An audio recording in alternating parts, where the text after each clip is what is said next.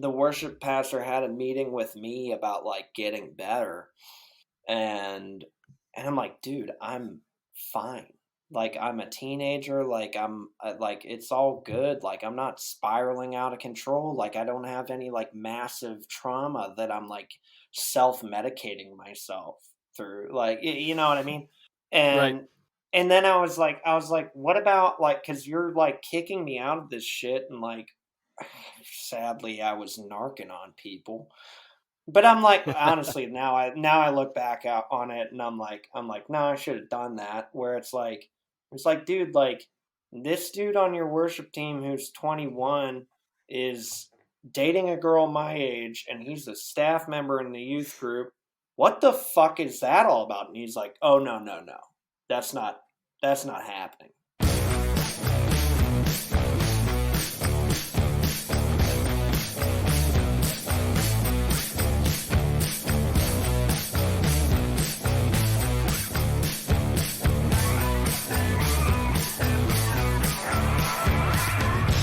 Hey, everybody, welcome to another episode of Growing Up Christian. I'm Sam. I'm Casey. I'm Jeremiah.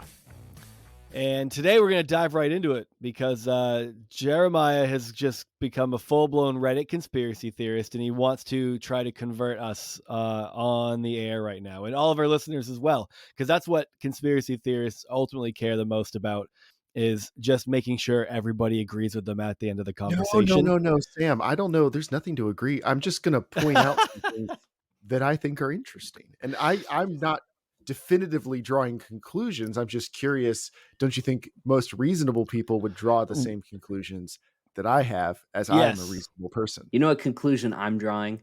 I'm drawing a conclusion that you have a lot of angst against the working man. That's what I think. All right. I don't know where this is. I don't know where that's going. I'm excited. Now, if by that you mean, are the writers who are currently on strike a direct threat to our democracy? Yes. Exactly. Now, I know what you're thinking. How on earth is this possible? I'll tell you. So everyone's familiar with the butterfly effect, right? Like a butterfly flaps its wings in Asia and there's a hurricane off the coast of Florida or something. You know, Franz Ferdinand decides to get lunch at a certain cafe, or no, he decides to drive past a certain cafe where a certain guy's getting lunch. And, you know, yada, yada, yada. 90 years later, we have to listen to Kanye West defend Hitler. Like this type of stuff, it happens. Dick Cheney puts in a job resume at Halliburton and yada, yada, yada. We invade the Middle East. Yeah, exactly. Like these things happen. Now, I know what you're thinking. What do Hollywood writers have to do with that? Well, I'll tell you. So currently, there's the 2023 Writers Guild of America strike, and it remains to be seen how long the strike is going to go on. But the middle-aged of you will know that the 2007 to 2008 Writers Guild of America strike was the last major time this has happened. As far as I'm aware, I didn't actually research that part, but a lot of us remember that happening, because do you remember all of your favorite scripted shows going down the toilet like immediately? Prison Break was that season at the Panama jail was atrocious, and I was only just talking to somebody about that recently, so I know exactly what you mean. Isn't that when All in the Family, when Edith died? I've never seen All in the Family. I'm sorry. You know what? I'm thinking of that last season of the Andy Griffith Show where Barney shot an unarmed man. Barney it just wasn't fun anymore. Might be off a few decades, but right. Barney gets put on administrative leave. We all remember that season. Paid, of course, paid administrative leave.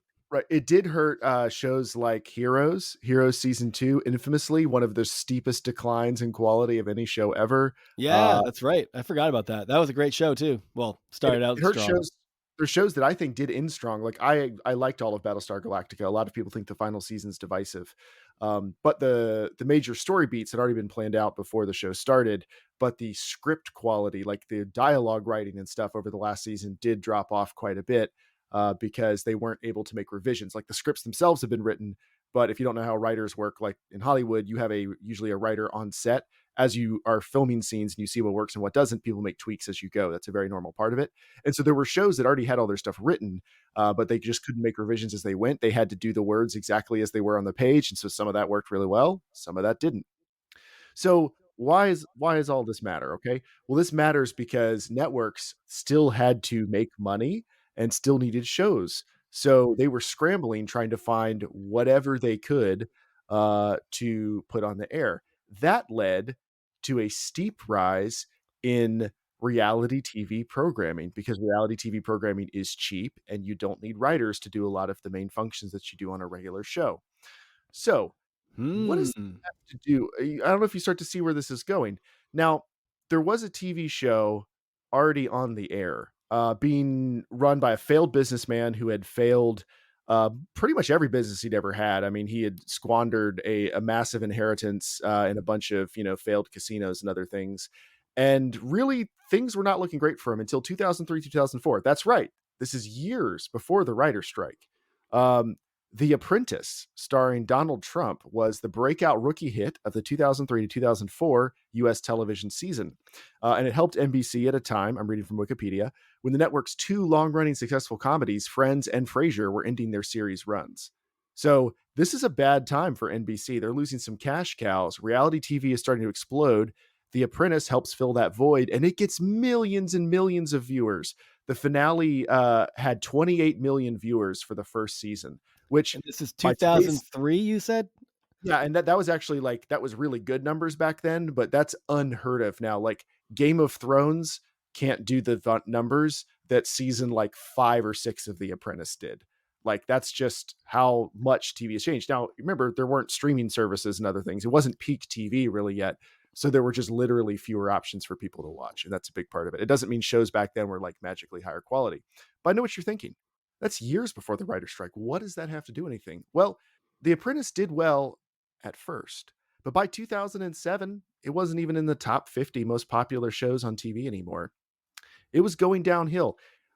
So Donald Trump, I've never seen an episode of The Apprentice. Have you guys watched me that neither, show? and I'd like to keep it that way. No. I just watch and rewatch the Challenger shuttle exploding. Yeah. That's what I do instead. And good old Casey, just hard derailing the conversation. I don't know where to go with that. I feel like if I just like watch that, Daniel Pearl get decapitated over and over again. How about that? That work saying better? saying you're watching the Challenger explode over and over again, like I feel like the effect of that is like the Challenger exploding. I mean it's not on my radar. It's not something I like watched, saw, think about, have any feelings about other than like I understand it as a bad event. But it's like if you're just like, yeah, I just watched the the Twin Towers just fall over and over again. Like that would have been a more appropriate reference. It would have probably timeline wise, yeah. I think it would have landed. My mistake.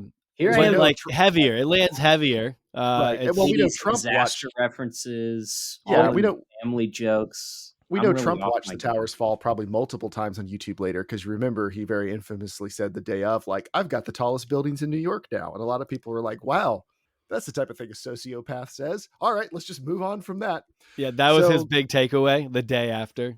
I mean, he said other things too, but he also said that, and again, that's one of those things that most other people weren't thinking of at the time, so it feels weird. Well, it's because no one else had a building as tall as him, so. That's true. Now, in May 2007, I'm going to desperately try to get this back on track. NBC had not yet ordered a new season of The Apprentice because it had low, steadily declining ratings. Now, the network got a new entertainment chief that month, Ben Silverman, and he decided to create a celebrity version of the series, Celebrity Apprentice. So NBC was starting to run out of completed episodes that were like worked on before the writer's strike. So Celebrity Apprentice, when it first started, was not a success. It was really, really struggling.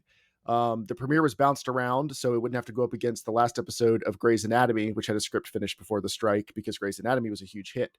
But Celebrity Apprentice finally started airing just as the narrative show ran dry, and the lack of alternatives available on TV made it a massive, massive hit. Because there was nothing interesting. There was nothing else interesting to watch at a comparable time slot, I'm guessing.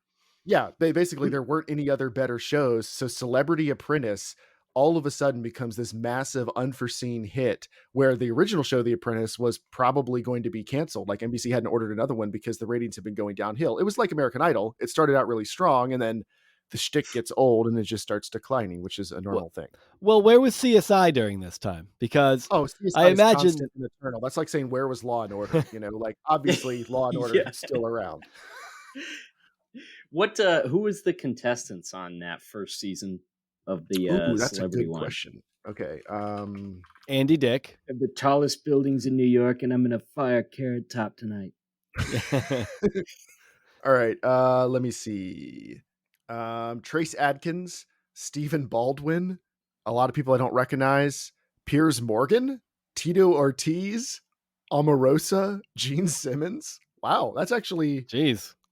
What a weird cast. Yeah.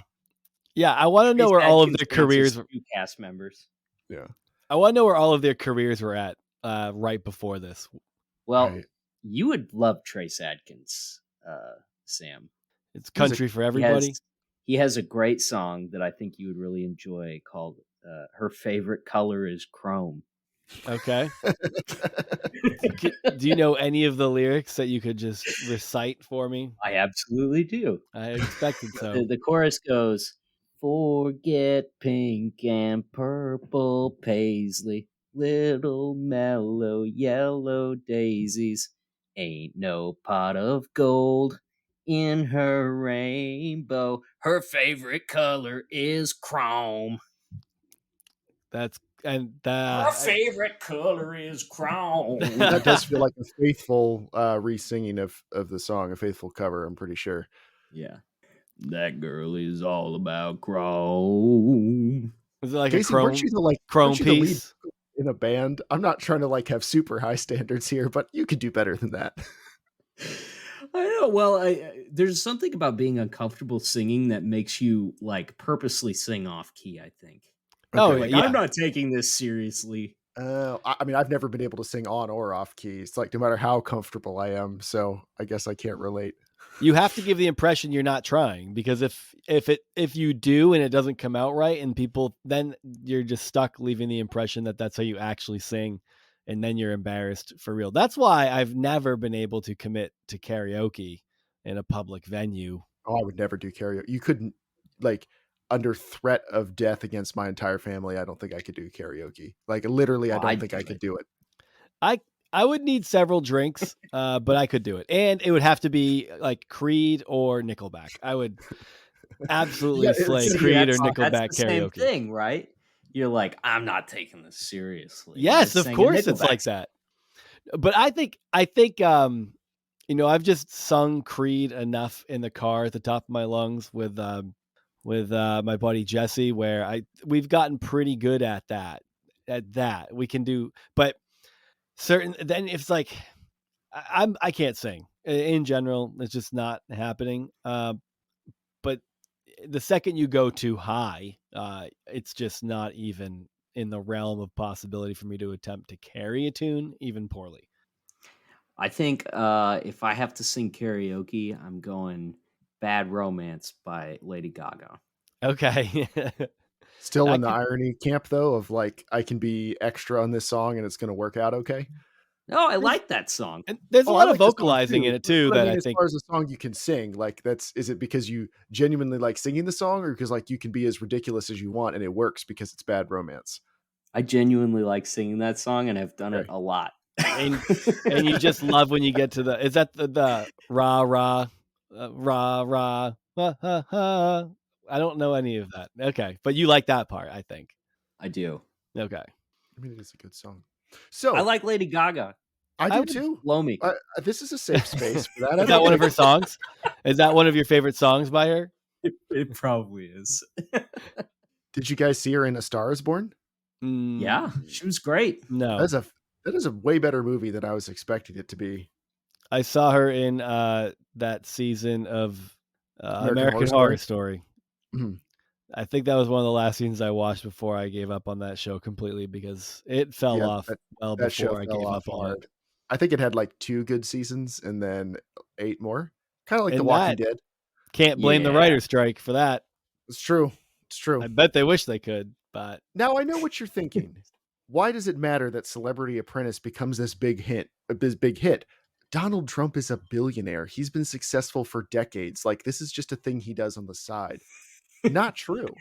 Not true. So This was his My Pillow.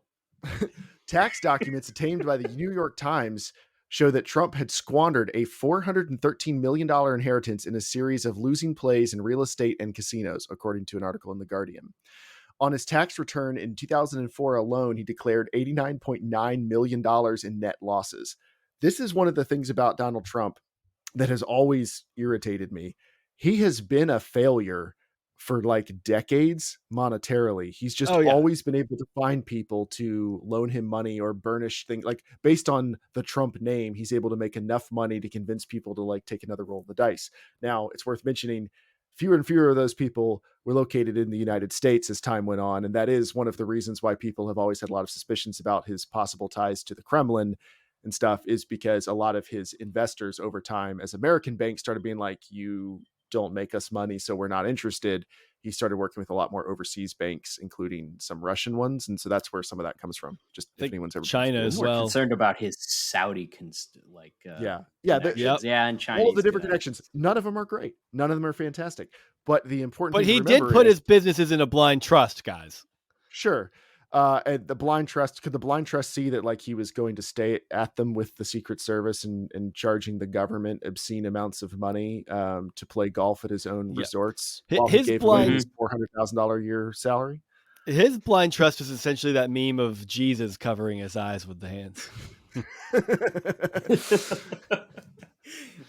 No, it's more like Trump holding up one copy of The Art of the Deal, like at arm's length, and being like, I can't see anything but what I want to. Me. The Art of the Deal. So The Apprentice and Celebrity Apprentice earned Trump $427 million in earnings, endorsements, and licensing over 14 seasons, a sum which worked to cover the losses of the real estate concerns from his business empire. So one of the things we've known about Trump for a really long time is he's not a billionaire. Like, it's one of those things you kind of innately know based on all information, even if you've never been able to see like proof, because defining how somebody is a billionaire is a hard thing to do anyway. It's not like anyone has $1 billion just sitting in a check account, unless you're Elon Musk and you just tweet to drive up the price of your car company's stock over and over again until it's the most valuable company in the world for reasons that mostly have to do with memes. Yeah. Which is a good timeline is what I'm saying. So people keep buying those things. So my whole thing again, and I can't prove this, but do you think it is reasonable to assume that if the writers hadn't stroked, they hadn't stroked, if they kept stroking those pens and stopped stroking that line with the pickets, Celebrity Apprentice wouldn't have taken off. The Apprentice would have been canceled. Donald Trump would have just been in the hole for hundreds of millions of dollars. He would not still have maintained his aura as this successful billionaire, successful in all these different ventures businessman. The main thing that made him an attractive candidate initially for his run at the White House. In other words, Adam Conover did ruin everything. Now, can you prove I'm wrong? I mean, proving the negative is always the hardest part, but it's reasonable. Actually, honestly, it sounds super reasonable. I think so the question is, looking forward, what can we suspect this current writer's strike is going to do to our nation, our great nation? Now, I have some theories. Other than Trump term 2. Oh my God, that'd be amazing if it does coincide. Look, there's nothing good that's to such watch. a poisonous thought. Get out of my brain. Now, I've got some theories. So, have you guys watched any Netflix reality TV? I watched the first episode of Love Is Blind, and my God, the first season. Is that entertaining? Well. That's actually probably one of the most wholesome Netflix reality TV shows. Someone at Netflix had an epiphany about 4 years ago. They were like, wait, we can do anything. This is our platform. Like, this isn't broadcast television. We can make mature rated reality TV programming. We just have to find people willing to debase themselves to that level. And that's And that never wasn't hard. hard. And they opened the door in Hollywood, and we're like, "You'll do." Love is Blind, The Circle, which is just about catfishing and manipulating other people. Too Hot I to tried Handle. watching that. That was too terrible. That's you seen like Too Hot to Netflix Handle? reality TV is like people's last stop before they try porn. Well, you should watch a trailer for the show Too Hot to Handle because you don't know how true the thing is you just said. what is too hot to handle? So are you familiar with the concept of Bachelor in Paradise? Where like Yeah. all the contestants from the last couple seasons of The Bachelor, or like people who didn't win, come together and they date each other on the beach, and theoretically some of them stay together forever, but it's just like the trashy soap opera, most soap opera version of The Bachelor, which is already a pretty trashy soap opera show, right? But that's for a TV PG or TV 14 audience. Too Hot to Handle. They get a bunch of young, attractive singles together. They tell them this is a show like called Party Island or whatever, where we're just going to get together and it's just going to be a debaucherous 3 or 4 weeks. And they get all of these people together. Remember, this is not broadcast television, so they can wear whatever swimsuits they want. They can say whatever they want. They really amp them up for the first day or so. Like just they keep introducing new hot people. Wow, like this is going to be the most amazing party ever. And then that night they go, psych. So this show is called Too Hot to Handle, where if you have any sexual contact with each other at all, we take money away from a prize pot. Now, average people would think of that and be like, oh, so we just don't hook up with anyone for 3 weeks and we get a bunch of money. Yeah. You would Seems think Average so people are easy. like, it's been about 3 months since I've fucked somebody. So 3 weeks is not going to be hard. the way these kids are reacting, it's like someone's told them each day you have to pick one finger that we cut off with a rusty knife. Like they are catatonic, and they make them sleep in the same room, in the same beds, and share the same shower, communal shower situation. And like, it's already sounds like my living nightmare. But then they just tack this onto it while they have like the thinnest veneer on top of like, and this will teach you to look beyond the physical things in relationships. And you're gonna grow as people. Spoilers, most of them do not substantially grow as people. This is a show that we saw the trailer, and my wife and I just laughed about it, and we're like, that's the worst thing I've ever heard of in my life. And we moved on. And then a friend embarrassedly confessed to us, she was like, it's really funny. And so we started it and we watched the whole first season in like 2 days, because one thing they did that was brilliant is they have like the host is a disembodied, like an Alexa. There's no physical host that shows up for anything. It's just this like box that talks to them. And that's in their because they were bedroom. afraid that they would eventually fuck the host if that's through a loophole, right? Maybe I don't know, but the host thing makes fun of them the whole time. They leaned into the bit of like, this is the dumbest thing that anyone has ever thought of, and we're gonna make fun of like, you mean you can't keep your hands off each other for like an hour? It's like hour? Wipeout, but just humans. Yeah, exactly. And what you're thinking is like, this can't be that hard. These dum-dums fail spectacularly the entire time. And they are some of the dumbest people. Like, I think the way I explained it to Hope was, it doesn't matter how conventionally physically attractive any of these people are. If you have to listen to them speak to each other for more than 5 minutes, like, they're repulsive. They're all repulsive. Like, they are sentient fence posts of personality. But like Netflix, and they've just leaned into it. So they've gone even farther. They've done like 3 seasons of that. We definitely stopped watching because you can only lose but so many brain cells. But they've done a bunch more reality shows, and now they've got their one called A Perfect Match, where they've made their own Bachelor in Paradise with all of their failed contestants from all of their reality TV programming getting together. And they've made it so blatantly a game where like, you just have to hook up with somebody at the end of the night. And they've got like the trashiest contest you can possibly imagine. Like, you have to blindfold this person and they have to kiss horny Squid Games. Exactly. That's exactly what it is. Like, I don't, what shocks me is like, I get why HBO hasn't really done something like this. HBO Max, they did F Boy Island, I think, that was very clearly supposed to be a comedy. Like, they're just making fun of the whole thing. But like, Amazon hasn't delved into this. Paramount hasn't. Like, there's so many other online streaming services that just haven't cracked the code like Netflix does, of like, we can do anything we want, and there's always somebody who wants fame bad enough to do it.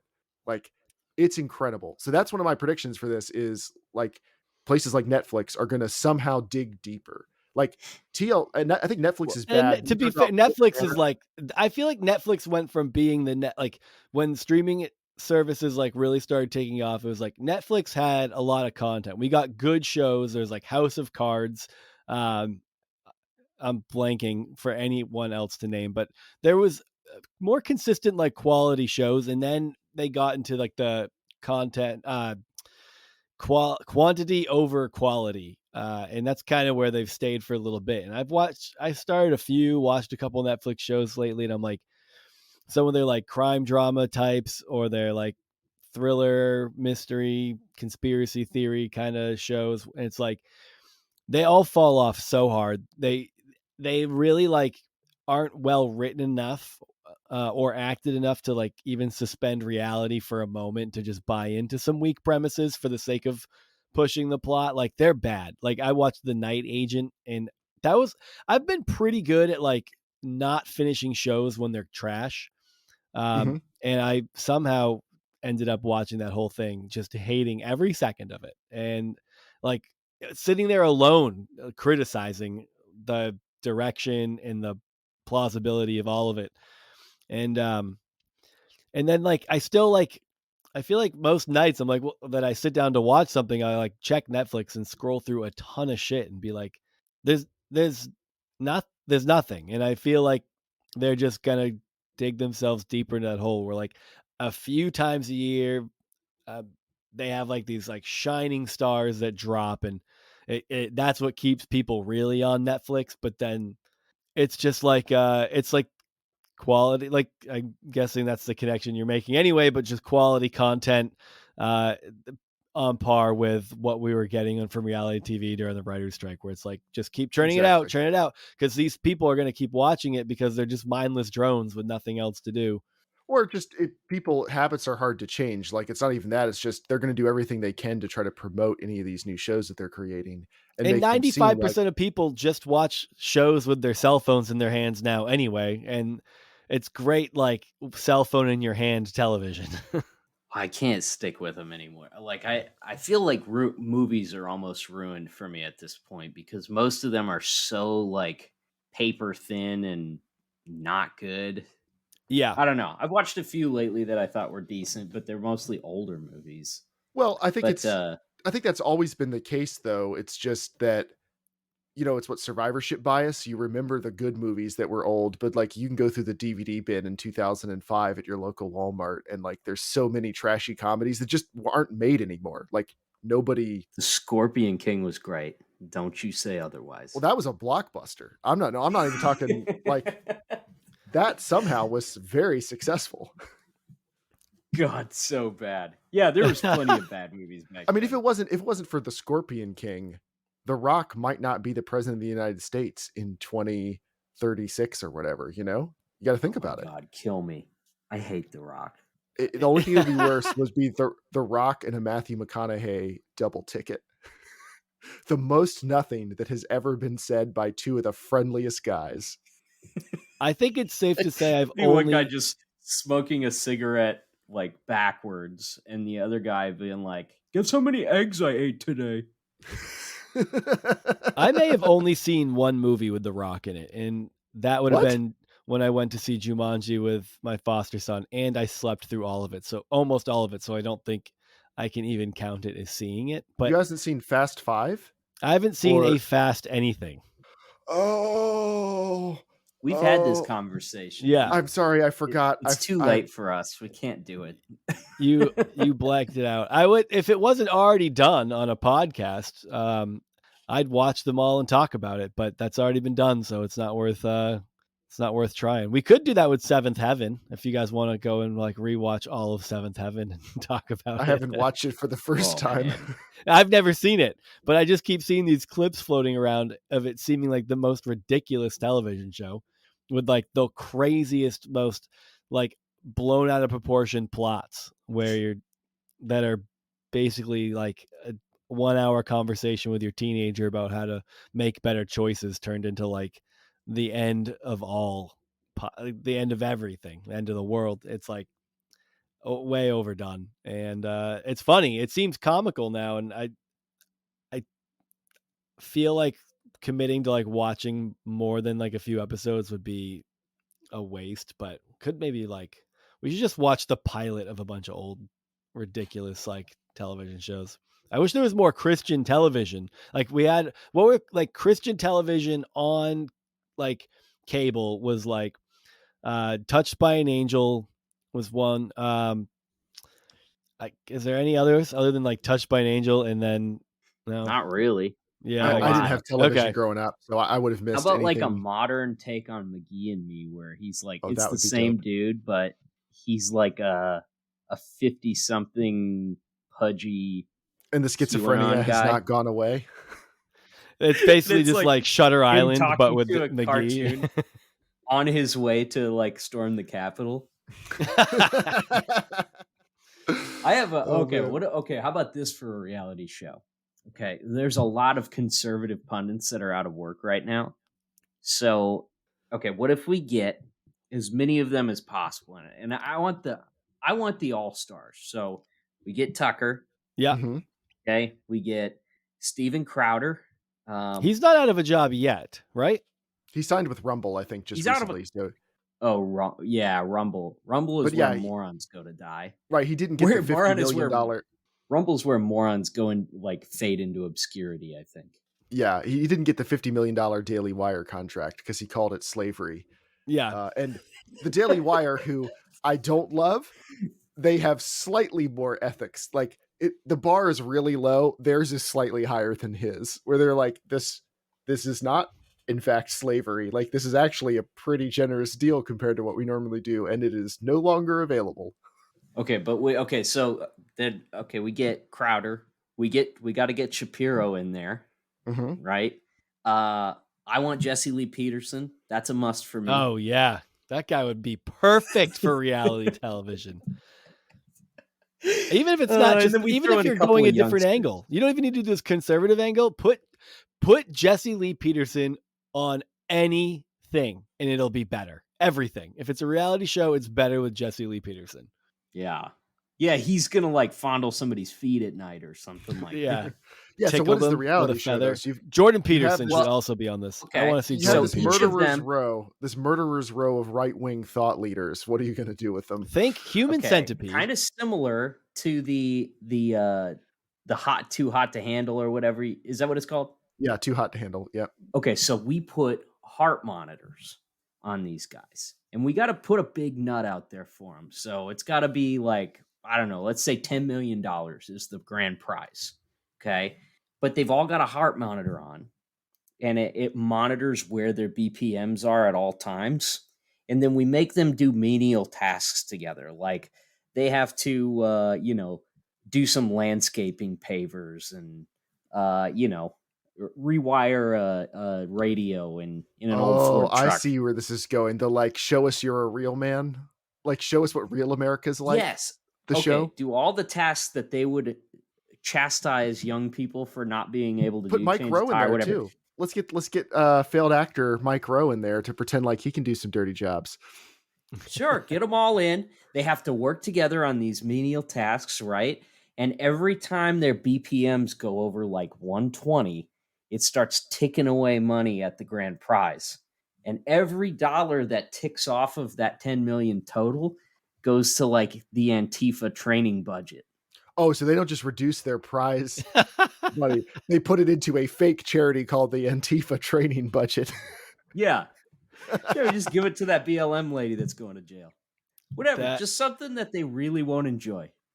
I like that. Maybe it goes to, but it needs to be something more innocuous because, like, that's clearly ridiculous. It should be something like something plausible. Like it helps. Bill and Keep Melinda Planned Gates Parenthood. Foundation.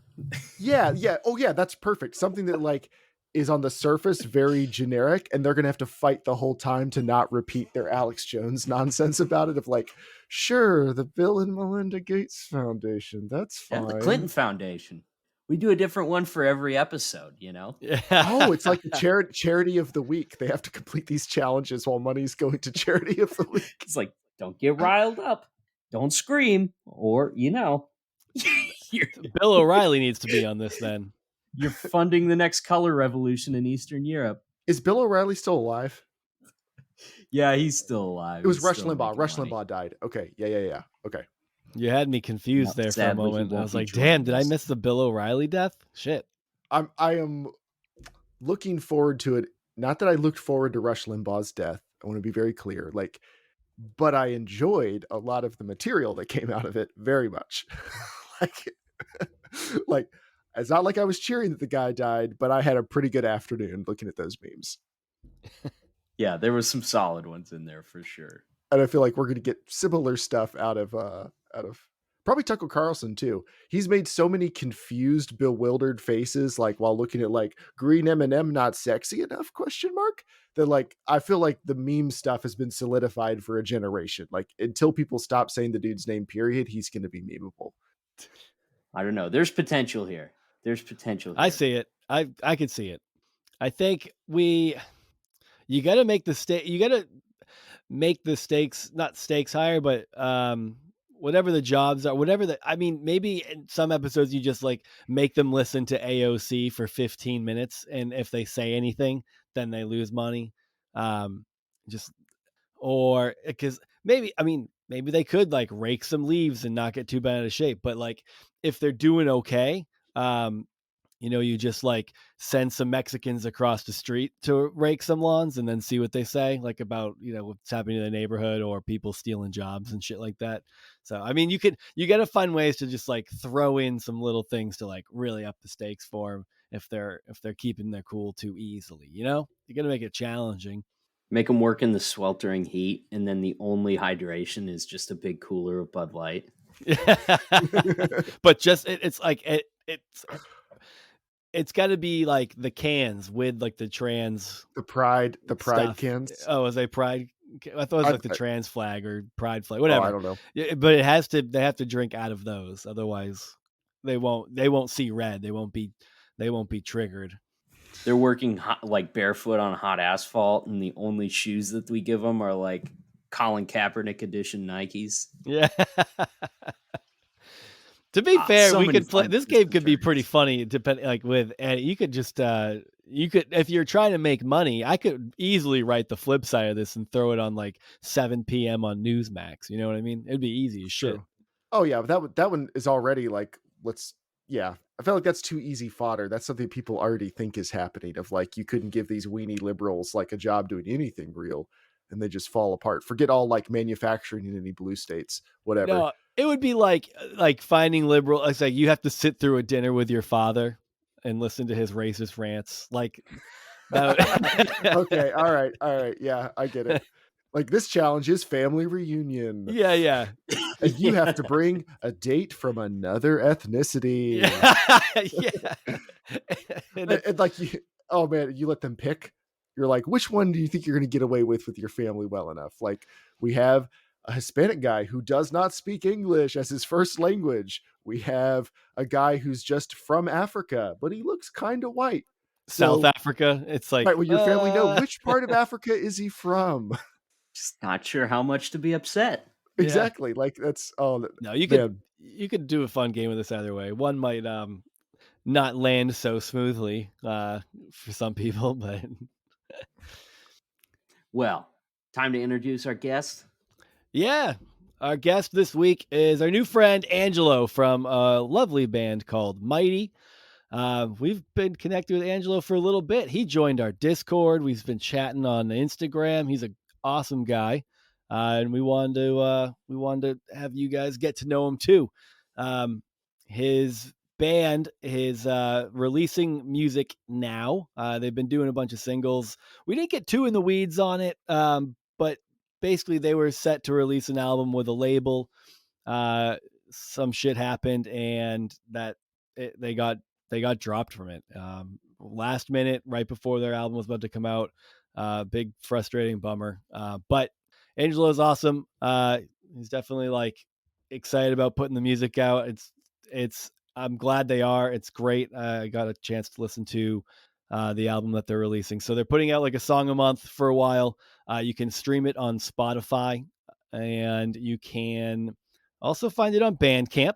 And you can just go ahead and give them a follow on Instagram at Mighty the Band and follow them and see what they've got going on. But We had a great time hanging out with Angelo.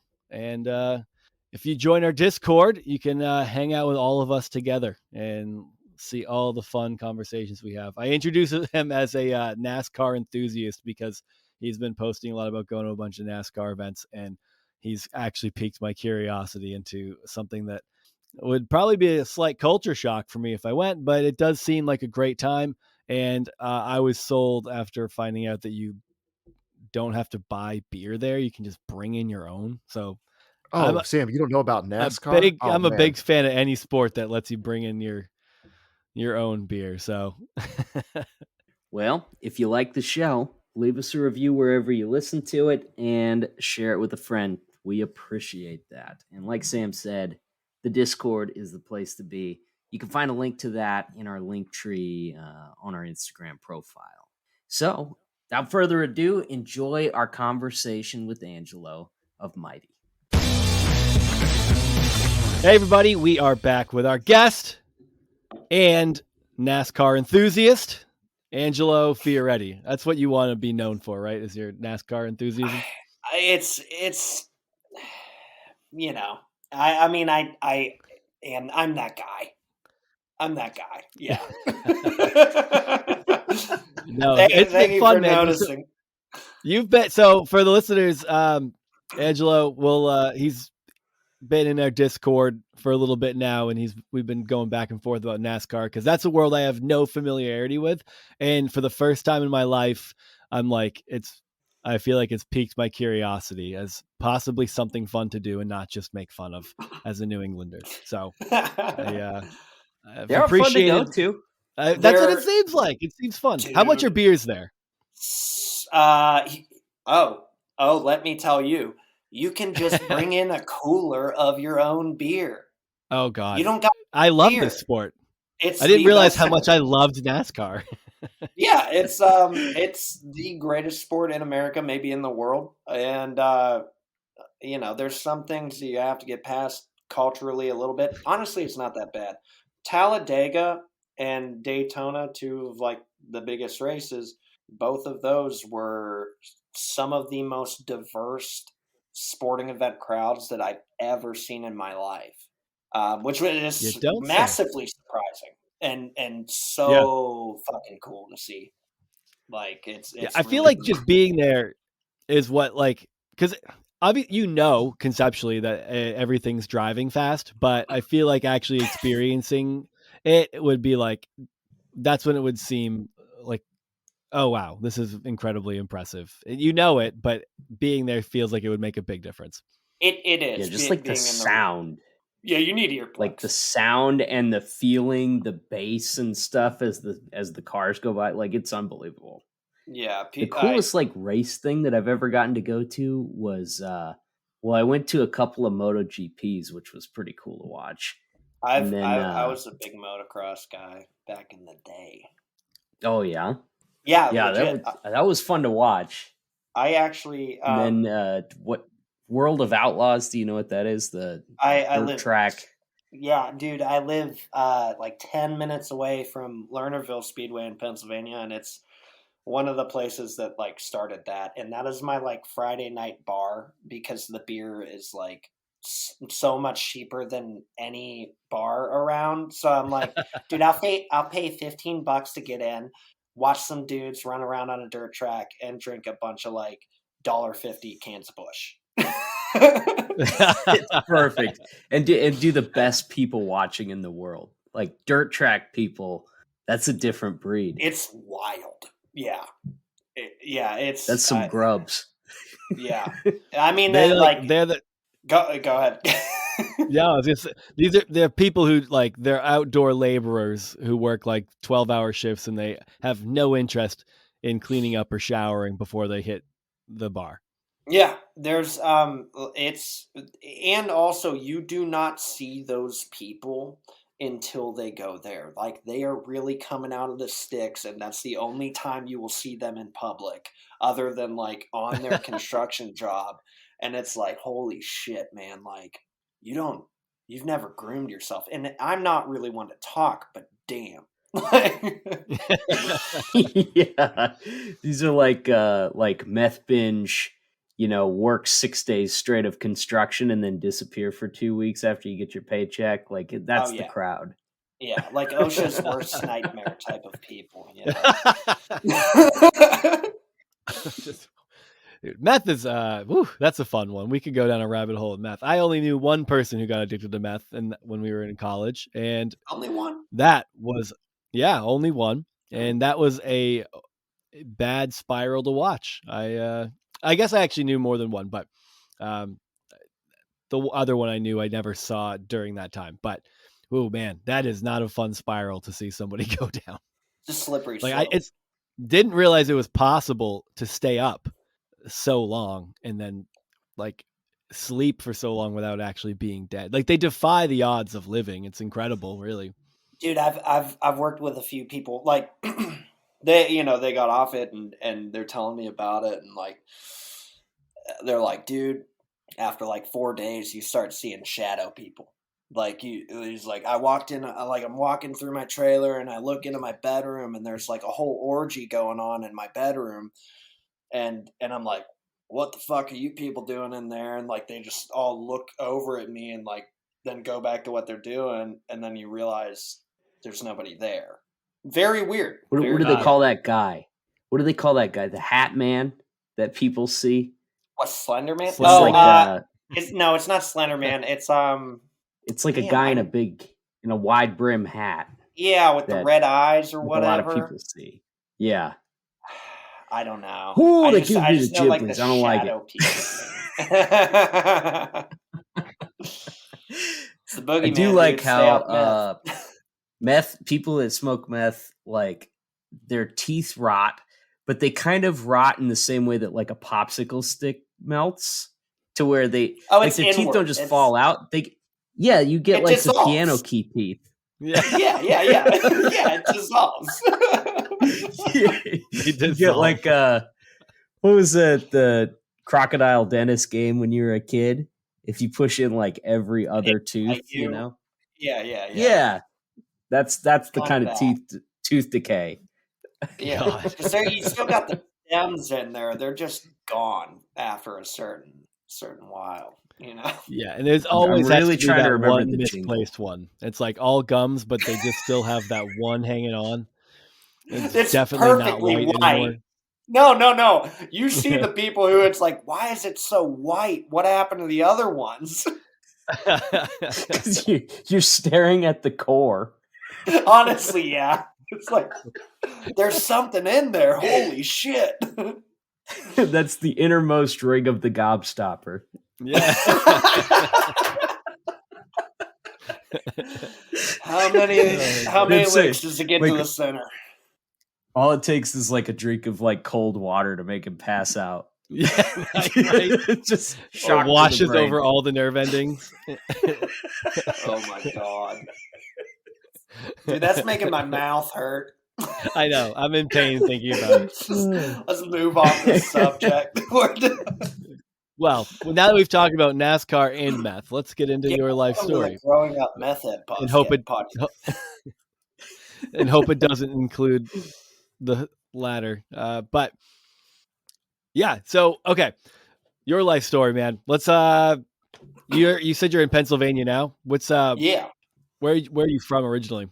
Originally Pennsylvania. Okay. So I grew up here, ended up at like I think 17, no, probably 18, no, 17, because I was still right around there, moving to Georgia, in Atlanta, right, because I ended up leaving my school, doing a charter school and working, moving to Georgia, and I lived there until right when COVID started, and then I actually came back up to here.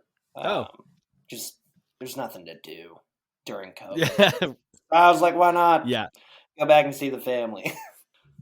What part of Pennsylvania? Right around Pittsburgh. I was gonna guess that you were a Pittsburgh guy. Why's that? I don't know. You have a Pittsburgh aesthetic. That was not meant to be a slam or anything. No, real thing. Like we were, because I was living in Georgia for so long, and like everyone was like, I had a type of fashion that like It was just what I was doing. And I didn't know, like, yeah, I'm just dressing the way I do. And then, like, we end up finally, like, the first time that my band played in Pittsburgh, they meet all my friends from here and they're like, oh, now we get it. Like, why do you guys dress like that? It's a dirt track chic. It's really like a dirt track carpenter chic. It's something else. Even if they're like, none of my friends are even into that shit, and they're still like, they still look the same. It's just the look. It's funny, like Massachusetts, right? Where I feel every hardcore kid had only ever worn basketball shorts. You know, doesn't matter the time of year. It's just like you exclusively live in basketball shorts. It doesn't matter In if it's 12 degrees Massachusetts, out. that was the thing for hardcore kids. Yeah, Wow. it's. That's I mean, hardcore, I would honestly. venture to guess it's that or cargo. There's cargo shorts too, but Yeah. it was I don't know. That always blew my mind. I could never go out in public wearing basketball shorts until I was like in my late 20s, when I was like, why do I care about anything? What am I doing with my Same. life? Why do I care? I was terrified and of then- basketball shorts in public, man. Yeah, In the It's so same funny in the to same think exact about way. looks, because okay, let's take another one, a more recent fashion trend, is joggers, right? I would see people in them and be like, that guy looks cool. It could even be sweatpants. I'm like, that guy looks cool. And then I put them on. I'm like, I look like a piece of shit. I don't believe in Yeah. myself, and I cannot go out in public like this. Yeah, that's your mind. That's like in your mind. It's like, oh, dude, that dude's so dope, and but you'll never look good in that. Like that, Yeah. I And live the same exact existence, man. I feel like that happened to me my whole life. I'm like, in college, like, wow, that guy looks great. I want to dress like that. And you go to a store and you put it on. You're like, I couldn't make this look worse. I have a weird thing of like, if I'm going out of the house, like, and I've grown into just going out in sweatpants when I'm going to the grocery store, whatever. But like, I'm like, dude, I can't go commando, because what if I get into a fight? I can't not wear a Is that a belt. regular problem in your world? Apparently in my mind it is, because if I go outside with a belt on, what if I get into a fight and somebody pulls my pants down? Along with the underwear issue, what if somebody pulls my pants down and I'm not wearing underwear? Dude, like, Best it's way to dirt avoid a track fight. considerations. Well, you got to protect yourself. I'm just, it's better to over prepare than to get into a fight and get your wiener shown, in a Walmart. I feel like the best way to avoid a fight is like, if your pants do come down, nobody wants to fight you if they have to take on your dick as well. Hey, There was a guy I'm that not was getting doing near that. There's some psychopaths. Like, there was out videos there, rolling dude. around.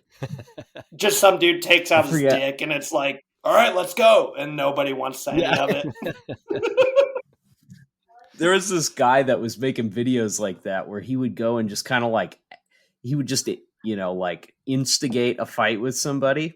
And he'd be like, dude, you want a piece? You want to go? You want to go? And the guy'd get all puffed up and stuff like that, And then he would just like pull off his shirt and then his pants, and he had like a thong on underneath. Was he And doing the like reactions were hilarious. Was he doing like the track pants, like pull the whole pants off of your body, or was he like pulling them down over his legs? I think so. I think it was like full party boy. The breakaways. Dude, yeah, ripping those pants off from the top is the way to go, and I wouldn't fuck with that guy. No, they all are like, whoa, wait, what is it? What are you doing? You got to be careful, because at some point you'll just get charged with sexual assault, even if you didn't start it. It's just like, that's why you always have to, circumstances. dude. That's why you always have to be wearing underwear. That's part of my thing. It's like, if that is going to happen, where I have to pull my pants off, first of all, the belt's going to get in the way. I'm aware of that. That's an issue in my planning. But if I ever have to pull my pants off to get somebody away from fighting me, at least I got the underwear. I'm not going to get arrested. It's all good. Well, I'm glad you thought. I see all the that wisdom. Out. Yeah, I see the wisdom in your approach, and I feel much more confident about my choices now. It's almost like you were traumatized as a child and need to plan for every crisis, but I've You got had you're a rapture few. ready. faster. I am rapture ready for sure. If I can take my underwear with me and my belt with me, I am rapture ready.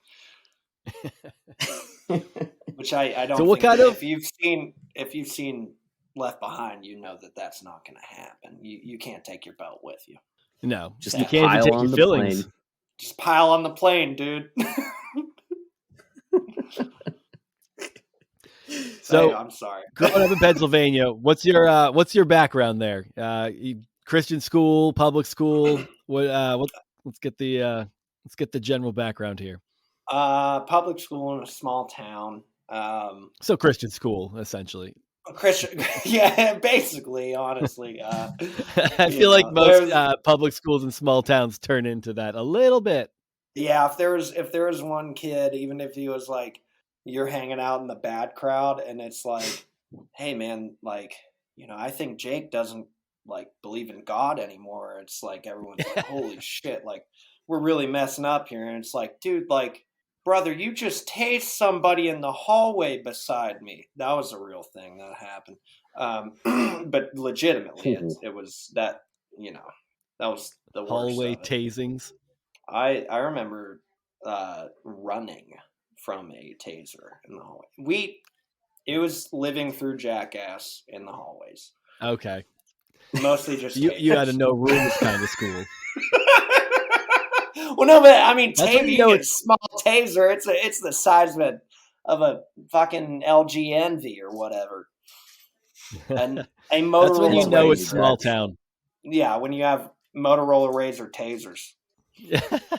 And it's like, what was the repercussion for that? Suspension, expulsion, I don't know, dude. I got detention, a suspended day or for two wearing detention. ripped jeans and refusing to take them off. They're Well, like, we'll give you the nurse's pair of pants, and I'm like, I'm not wearing those Wranglers. gross. She's wearing Lululemon joggers. You're just like, I don't know if I feel like that's somehow worse than ripped pants, though. I'll stick with my CCS skinny jeans. Thank you very much. CCS. What kind of church did you go to? I would say non-denominational. Like I grew up, the entire time I was alive in the church, and we went to a church that ended up so it was in a YMCA, and then it moved to a mall down the street from there, and that was awesome because I would just like drive my RC car through the mall, like nobody's there, and that was cool. And then I don't know what happened, but we left that church. A lot of people left that church. I was too young to realize what that was. And we moved to another church that was in a mall. There was like a satellite location of an actual like brick and mortar church. And I was pretty young, probably fourth, fifth grade. And that was like that was that church from like my whole high school career, on. And I ended up getting that was kind of where I learned to like play guitar and all that. Like you get into the worship band. My mom, who's Yeah. a fantastic singer, also writes children's books and devotionals. She's published right now through the people who publish the Passion Translation. Okay, that's cool. Yeah, she's doing that, and it's really neat to see. But yeah, so she was always singing on the worship team for as long as I was around, and that developed into us like, if you want to get in a guitar, go do this. So I was doing that for so long, and I know, like, it's funny because I never loved it. You know what I mean? Like I never loved it Okay. until it all fell apart. But You never loved church, play, like all the whole package. You just never playing. loved No, it. well, I mean, Playing. Okay. no kid loves going to church. you know. I did, because I was homeschooled, so I didn't have friends outside of it. I needed that. That was my Well, only all right. my only outlet. So Yeah, you like different things about it. yeah, Yeah, the fact that I could interact with another human that I wasn't blood related to was right.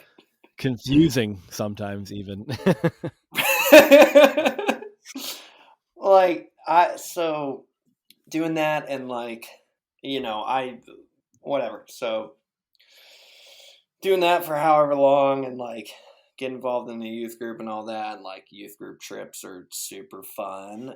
And actually I remember one time this was before my falling out, which probably was the start of the end. I showed up, we did a beach retreat in Delaware, and I showed up and I remember I had like a Blink-182 shirt that it was a belly shirt, like it cut off the bottom. I had DC Shoes shirt, cut off the bottom. Every single shirt in my suitcase, I cut off the bottom. And I show up and I'm like wearing these belly shirts, and they're like, "Hey man, you can't." And I was on the worship team and stuff. Like all I have is belly shirts. They're like, "You can't be wearing those." I'm like, well, "Why?" I'm like, "You just can't. Like, do you have anything else to change into?" And I'm like, "Yeah, I'll go change right now." I come back out in another belly shirt. I don't know how. I don't think I did that more than once until I was like, "Look, this is all I have." So they were like, "Okay, we have to be okay with these belly shirts." So that was me. Well, first of all, I appreciate your boldness in you rocking the belly shirts, because I feel like that's another lane that I would have, if I tried it, I would have looked at myself in the mirror and said, you can't, this isn't going to work. So, but I'm picturing it. I was a I very feel like that's tiny something. boy. Okay. I was The like, build for it. it's not even the build for it. I was too small for it.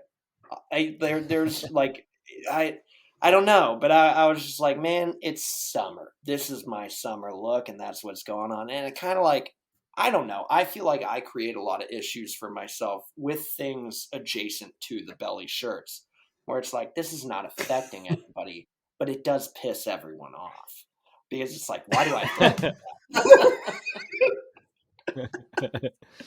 you know? It's funny to think about, because they make such a big deal about like women showing their bellies or whatever, but like you could, as a guy, Well, you hey, could always wear a tank top and no one seemed to care. I don't know if anyone cared about tank tops for guys where you were, but it's kind of just like you're literally just like kind of swapping fabric between the torso and the sleeves. It's not what you should have done is cut all of your sleeves off and sewed them to the bottom of your shirt. That would have been sick.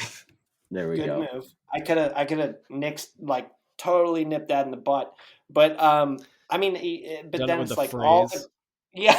all the girls have to Just wear t-shirts wiggly. at the beach. You Oh, know what I nice. mean? You Like, couldn't even just over their wear a onesie. swimsuits? That's no, like that's the thing. It's like, but you're walking around on a beach with 50,000 other people that have bikinis on, and it's like, I'm sorry, but this just seems like a little bit shameful for the girls who otherwise, if they were at the beach with their families, would not be wearing a t-shirt over their bathing suit. It seems like a weirder internal issue that shouldn't really be an issue. I don't know. It's Maybe I'm like, crazy. yeah, that's the same thing that happened with our groups too. Like I remember one time doing a water park trip, and there's throngs of people there, and they're all wearing, all the girls are wearing bikinis and stuff, and all the girls in our group have to wear like tank tops and shorts over their swimsuit. It's just, Which is uncomfortable as yeah, hell so on a beach. strange. Yeah. Yeah, and it's just like, there's all of these people around. Like, you stick out like a sore thumb, And I guess that's the point. for Christ. For Christ. How else are you going to let them know you're better than them? Because Right. God's always watching, and we can't have God getting horny watching his daughters. You know what I mean? Well, if No, non-believers see you there in a bikini, they're going to be like, well, what's different about you? Why would I want to do what you do when you just do the same thing as everybody else? That's how it was always explained to us with Right. clothing. people will see you're different, and they'll ask you why. I used to be told people would ask why you're different. Turns out that's not true. No one has once given enough of a shit to ask a stranger why And they dress nobody's like a moron. this guy wears like his Dockers to play beach volleyball in. I got to know more about him. I want to be like him. That dude's a legend. Dude, no, like for real. Like, I mean, you do watch weren't they playing volleyball and Top Gun and some jeans? I mean, Alan Jackson Top Gun, water skiing in jeans on in a music video, right? I just watched that music video. Yeah, and he obviously did it for Christ. Yeah, there's no other. He was down under on the Chattahoochee serving the Lord. Yeah, hotter than a hoochie coochie. Yikes! It's so funny. I watched that like 2 weeks ago. That's amazing. Talk about a string of words together that just doesn't feel good today. Maybe it was better then, but it's the same. You ever lay a little rubber on the Georgia asphalt? Oh my God. Do you ever think about how strange it is that your parents were like, well, this church obviously has problems. Where are we going to find another mall? Honestly, I feel like that the mall was a security blanket that was, it was to me. I know that. I'm like, sick, another mall. This one's even better. People actually go here. There's a Hot Topic here. That was the best. I'm like, dude, there's Hot Topic. The Holy Spirits is in this Marvin's right now. Dude, I remember, I still remember going into Hot Topic and kind of being like uncomfortable. Still to this day, as a grown man, I will walk into a Hot Topic and kind of be like, I don't know about this. Yeah. Now it's probably because you're too old to be there. That's probably absolutely. Yeah, I feel like I'm a weird old man that is going into a Hot Topic with a bunch of children's things in it. Which it's certainly not geared towards people our age. Do you remember the first shirt you bought from Hot Topic? That would be a Blink-182 shirt, probably. I would venture to guess it was a gray Blink-182 shirt, like a spray paint looking the smiley face logo. I remember your parents didn't have any hang up with Blink-182? Here's the thing, man. iTunes was nice enough to offer up the edited versions, and that is what I got with my iTunes gift cards. All right, there it is. But good man. That does remind me, like, I remember when I found. Do you guys remember, or well, not remember? I mean, they just came out with a new song, but "Say Anything." Yeah, I actually enjoyed their new song. Yeah, it was good, and that band like changed my life in a lot of weird ways. And I remember like being like at home in summer, and my mom was working, and my brother was working. I forget how old I was, like probably around middle school. And I'm like on MySpace listening to like Is a Real Boy. And I remember just like the computer was right by the window, and I'm like peeking out the window every once in a while, just like making sure my mom wasn't home, because that record, I was like, dude, I'm going to hell for listening to this record. Like, and I can't. Is that the one that had the I called her on the phone and she touched herself song? Yeah, that's that one, right? Yeah. Yeah, I mean, and like that record is still like, to me, it stands up. Like it holds the test of time. I don't feel the same way that I did then. Like it was very heavy for a dude in puberty to be listening to that. But also probably the best thing where it's like, yes, I am this enraged about nothing. But that marks adolescence, essentially, being enraged about. Well, depending on who you are, you have some things to be enraged about. But so that's cool. You got your Blink-182 albums. You got got the clean. No, version. it was a Boxcar Racer album a vinyl record that I bought from Hot Topic. That was the first vinyl record that I ever bought. Was Boxcar Racer from Hot Topic. Sorry. I haven't heard that name in a long time. I still love that shit. I can't even say I'm familiar, and I'm feeling a slight amount of shame. Go listen to it. It's Tom DeLonge's solo thing aside from Blink, not Angels and Airwaves with Travis Barker. It's a very good record. A lot of like hardcore little tinges in it. It's emo as fuck. Nice. Well, now I have 2 albums I'm definitely going to listen to tomorrow. So That You're gonna be sad that and the tomorrow, Say dude. Anything one. Yeah, I got to Yeah. listen to that. I'm going to throw on that. I haven't listened to that Say Anything album in a really long time, so I'm definitely going to throw that one on. Hell And yeah. now I got to You writing it what down was right your now? Yeah, I just hit it on Spotify, so it's when I open my phone in the morning to I gotta do it. because you know when you open Spotify, it's always the last thing you played, and I'm like, I'm gonna forget, so Yeah. I already keyed it in. I'm ready to go tomorrow morning when I'm angry Nice. that I'm up and can vent Going to through school. emo music on my way to work. Yeah. So your family, were they pretty devout then? I mean, what's the level? What's the level of seriousness at your house about Christianity? I mean, very, very serious, but also like I feel like I grew up in a pretty like level-headed home compared to a lot that you hear about, you know? I think that I had like a decent upbringing with it that was not too sheltered. Um, Even though like the fear of God will really put the sheltering in you without your parents having to try too hard, you know.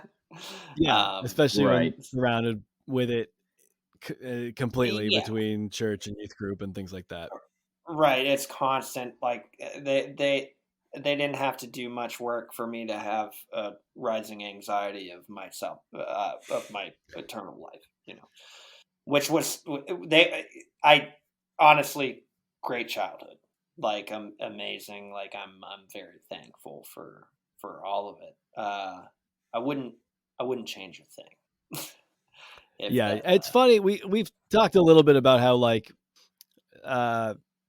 well, actually, before I even say anything like that, was your parents were they did they grow up Christian too? Did they find that was that something they found after they had kids or right like in their adulthood? I know that my mom, I believe she grew up Baptist, and I believe she grew up Baptist. It's either that or Pentecostal, but I think it was Baptist. Um, and then my dad, like, I know that like, I've never really, I gotta talk to him about what his deal with that was, where he came to all that. It's like my dad's an amazing dude who's also like doesn't like kind of reserved about like Mm-hmm. that type of thing, but also like I know there are times like with me growing up with him being like, "Hey, is that like?"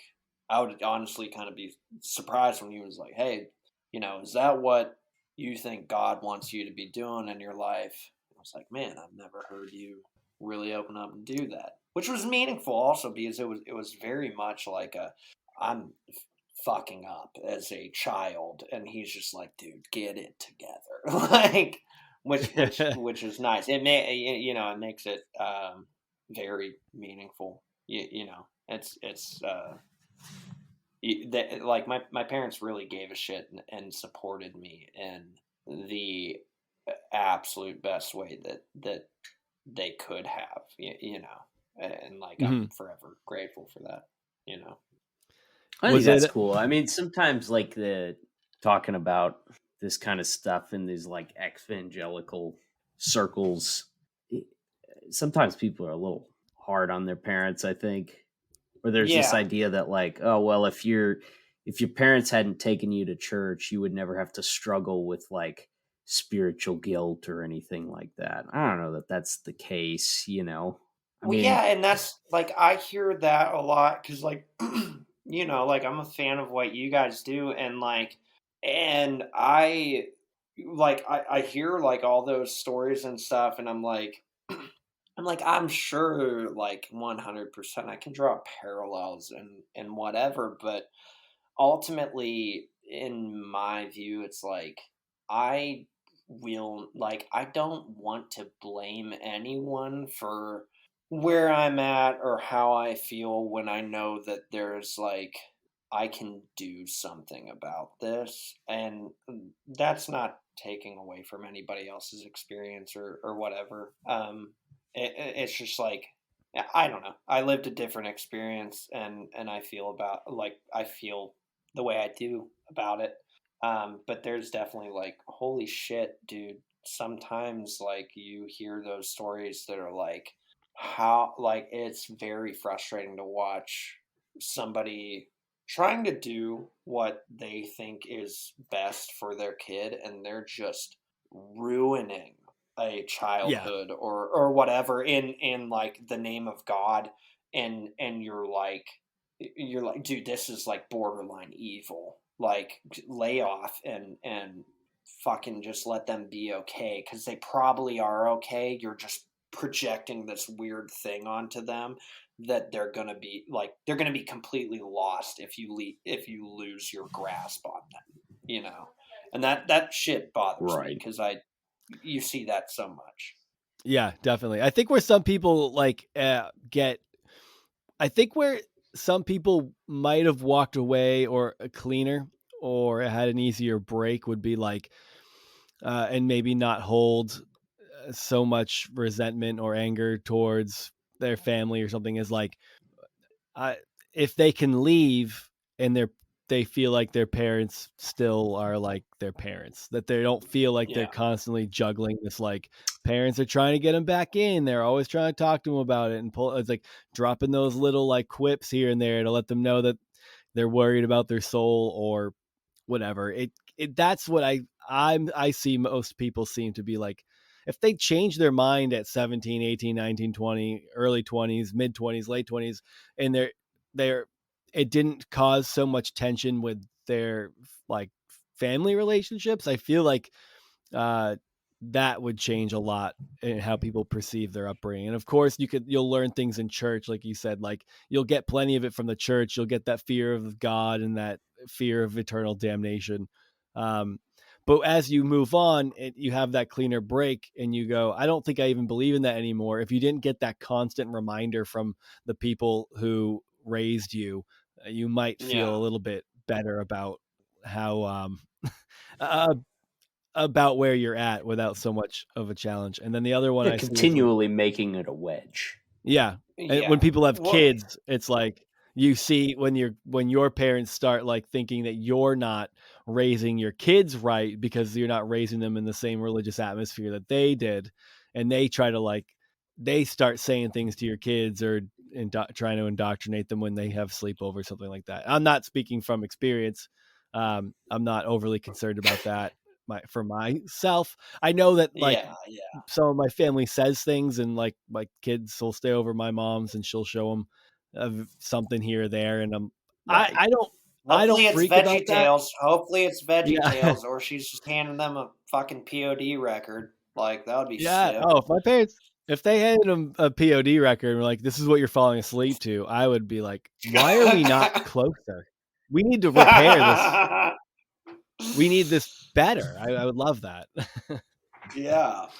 I think that it did um I was always very trying to push away from any type of authority, anything, and I think that really what made me have a a with the type of person that I am, I think that what made me have a really a pretty healthy, a very healthy, long lasting relationship with my parents, even if I would not agree with whatever their views on whatever are, is the fact that I just got the fuck away from everything, and went out on my own as soon as I could.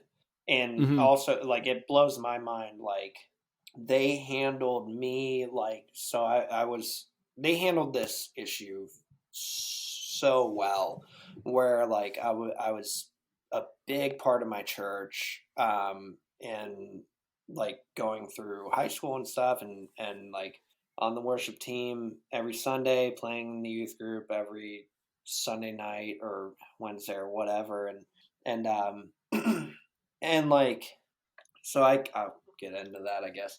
Where like I'm getting older, and I'm like, I have these friend, like a couple, like two friends in the youth group, where it's like, man, like we can hang out at this person's parents' house and like drink or whatever. And I was already like Okay.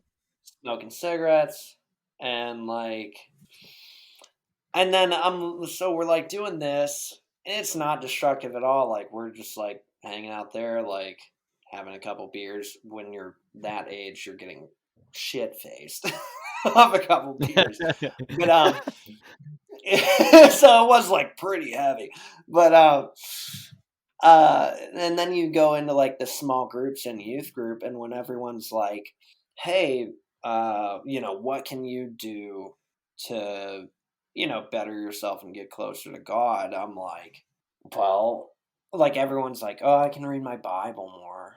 I can read my Bible more. And that pissed me off, because I'm just like straight up, I'm like, well, I could stop drinking. I could stop smoking.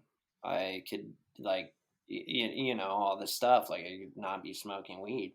And then like that's going on for a while, where I'm just like open about it, because like, what is the point of what we're doing if I'm not open about my struggles? And we can't be open about it with everyone, like, because Yeah. aren't all of the kids around me doing like probably the All of same that. thing?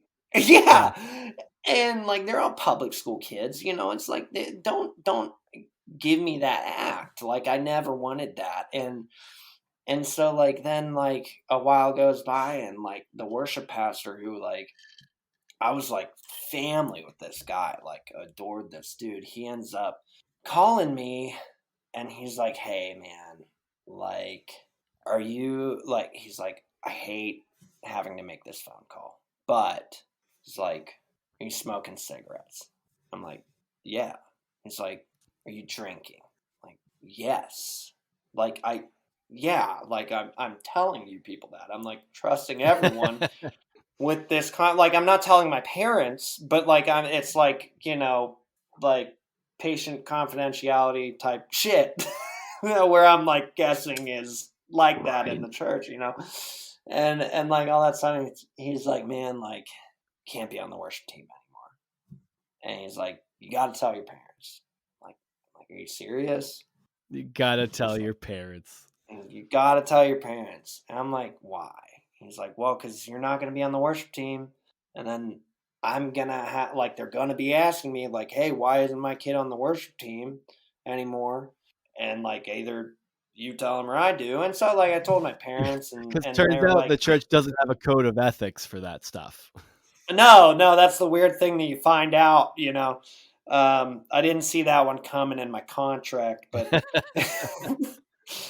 but and like my parents handled it really cool, and I was like honestly, like when I had already told my mom, like I was like, hey, like just so you know, like I've been drinking over at this place, like I'm gonna cut that shit out, and I'm gonna stop, like I'm like 16, I'm like I don't really, I need to do better, whatever. And she's like, man, like just like thanks for telling me that like dope, like praying for you, awesome. Like she handled it amazingly. And so like they already Yeah. knew like I'm just being a teenager, And so that was all right. And then like the worship pastor had a meeting with me about like getting better.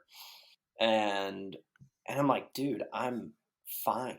Like I'm a teenager, like I'm like it's all good. Like I'm not spiraling out of control. Like I don't have any like massive trauma that I'm like self-medicating myself through. Like you know what I mean? Right. And then I was like, what about like, cuz you're like kicking me out of this shit, and like sadly I was narking on people. But I'm like, honestly, now I look back out on it, and I'm like, no, I should have done that. Where it's like, dude, like this dude on your worship team who's 21 is dating a girl my age, and he's a staff member in the youth group. What the fuck is that all about? And he's like, oh no, that's not that's not happening. Like, Oh I'm God. like, Yeah, that's something legitimately worth telling on. legit, yeah, and it's like he's like, no, that's not happening. Like he's like, look, like all whatever, they have some fucking app that sends all of his text messages to him, and I'm like, dude, I know that's not real because my girlfriend is best friends with this girl, and she accidentally texts her instead of him. So she sees the weird shit that they're doing. Like I know that this is going on, and you're not getting their messages. Like you are not seeing what's happening. Like Also, that's stop. a wildly intrusive form of software for church leadership. We Do you we remember? receive your text messages? Jesus Christ. Well, it was That is so weird. consensual. It was a consensual receiving of the text messages, but they weren't getting them. So it's like I don't know. Like it's just weird as hell. Like, why do you need it in the first place? Like, is this a dude like lying or not? Is he like just? I don't know. I don't even know how to deal with the mental gymnastics that you have to go through to do that. But dude, like, so I just like got up and he's like, I'd really like to meet with you like once a week, and like, you know, maybe you can play on the worship team again. I'm like, dude, fuck this. I got a band. Like, I'm done. Like, I don't need this. I didn't really love this in the first place. I just like being around all you people because you were really nice to me until now. And like until now, really.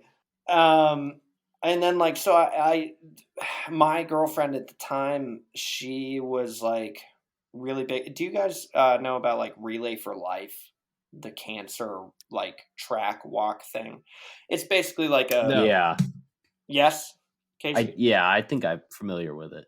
It's like you get like a school's like track, like walking or running track. Like you get like you Oh, get yeah. sponsors, you know how many laps you run, this is how much money you make or whatever. And like she ran a team for that every year, and it kind of like the youth group kind of became her team, but it was really like her running and doing all the shit. And I was like, I'm out of the church, but I'm still helping her out, like setting up the tent, like all this stuff. And then like all the church people come in and like do all this stuff. And like the guy who was 21 dating the 16-year-old, like they're obviously like macking on each other. And I remember like as a dumb 16-year-old kid, I'm like make a Facebook post where I'm like, man, I'm really disappointed in the church staff and like them like just ignoring a blatant issue and like all this stuff. And then the youth pastor saw I had ran off with some friends, like just like messing around on a playground or whatever. And the youth pastor saw that and was like, and started screaming at my girlfriend at the time. And he's like, where is Angelo? You gotta get him back here. Like we need to talk to him, like all this stuff, like losing his shit. And this was something that I kind of found happen regularly with this dude. Was definitely not a guy who should be in that place of power over children, basically. And so she ends up finding me like sobbing. Jesus. It was like, we got to get out of here. Like, and it's her deal. Like, this is her like thing that she does, and she loves doing it. And like we end up leaving and going back to her house. Like she talks me out of going back and like talking to this dude, which I still to this day I wish I did, because I was like, dude, you're fucked up. Like even then I was like, I'm ready to go. Like this is so unbelievably fucked up how you're acting. You should have fought him and made sure you were wearing wore your my belt underpants and but not a underwear. belt when you went back. I know. That's what you missed a great opportunity to go home and get set up and go back. I was literally wearing a leather belt that I remember vividly. It was a very nice belt, and probably some Hanes. Yeah, it was Hanes. You had no excuse. Honestly, I'm disappointed in you. Your loins were I'm gonna start berating you like your old youth pastor. Well, and then like so, like we leave. Honestly, probably for the better.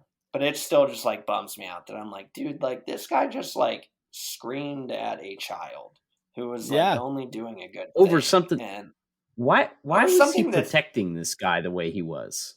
well, that's Do the you think like that Because he they had good honestly thought that it threesomes. wasn't happening? Or do you I think that don't. like he was cool with it and he thought Well, it I was think like that this nobody's dude straight business? up like had some like weird ass egomania shit. Like, I don't know. Like, dude, I have no idea. Like, I still can't, because basically after that point, I was like, I'm done with this shit. And they're like, wow. So while they're like trying to find me, I guess this one dude, not this one dude, the dude who was dating the girl, who was my age, who like he straight up said he was like, you know, they're like, Angelo needs to go home. He needs to drive home. And he's like, I don't think that Angelo should drive home. I'm pretty sure he's on acid right now. Cool. Just was like, I'm pretty sure this dude's on acid. And I'm like, okay. I mean, why would he I don't say even know where something to, so I don't, accusatory towards me? right. And I'm like, I don't even know where to get acid. I've never, you know. So that was insane. That was also like kind of heartbreaking to me, because like, even though I didn't realize how wrong what was going on with like this dude was, but like that dude was a guy who was like into cool music, really good at the drums, like all this shit. Like I like looked up to that dude, and like after I heard that, I was like, dude, fuck this guy. And so I never came back until like I met with that youth pastor and was like straight up like, hey dude, like I'm leaving the church, like this is all terrible. Because I'm still trying to leave on like good terms. Like I don't want to be an asshole. Yeah. And I gave a shit that much. And he's like, well, what church are you going to? Where are you gonna find a church? And I'm like, what a dick. I like, yeah, like, dude, fuck off. But I luckily had an answer. Because I was like, well, like I told everyone for the past how many years, I'm moving to Atlanta. And I was like, there's Buckhead Church down there that is Andy Stanley's church. Because I grew up focused on the family kid. Yeah. And Okay. so like I love Charles Stanley growing up. Like I listening to the tapes in the car with my mom. And so I'm like, dude, I'm gonna go Andy Stanley, younger Charles Stanley. This is gonna be great. And he ended up like calling my mom and being like, do you know that Angelo says that he's gonna be moving to Atlanta? And she's like, yeah, he's been talking about this for years. Oh Like, my so God. I realized like it's like you people only gave a fuck to listen to me when you didn't like what I was saying. And that's like incredibly like traumatic and heartbreaking to a kid who like, you were all my family. And then I have this sudden realization that you truly never gave a shit in the slightest until it was fucking up your day.